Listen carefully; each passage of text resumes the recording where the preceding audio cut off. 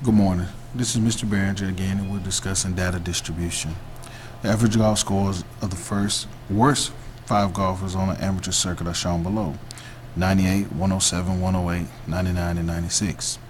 What would happen to the data distribution if the next four golfers' scores are 102, 102, 100, and 101? What we have to do is we're going to work to find some of the measures of central tendency and spread.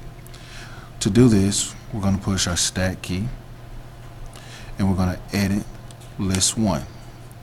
Here we're going to put in the first five golfers: 98, 107, 108, 99, and 96. Okay, from there, what we're going to do is stat again, calculate. It's one variable stats. Okay. What we have is, like I said, some of our measures of spread and central tendency. Our mean for the data is a 101.6. Standard deviation, which is S of x, is approximately 5 5/10. Our IQR, we derive this by subtracting Q3 minus Q1, and Q3 is 107 5/10, and we're going to subtract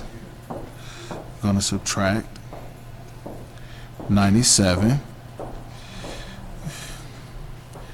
thus 10 5/10. And our median, which is just a measure of central tendency, is 99. Now what we're going to do is we're going to put in the next four golfers. Our next four golfers, we're going to edit the list, and we're just going to add the four golfers in: 102, 102, 100, 101.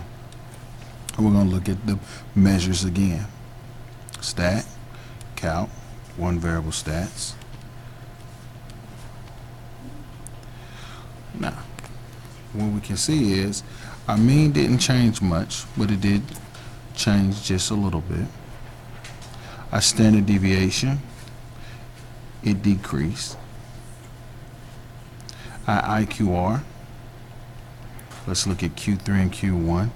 So we have 104 5/10 minus 98 5/10, okay, which is equal 6.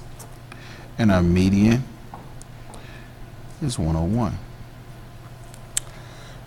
In order to determine peak and spread, what we do is we will compare pretty much our IQR and our standard deviation. As you can see, the IQR decreased from 10 5/10 to 6, and our standard deviation decreased from 5 5/10 to about 3 9/10. This means our data has become less spread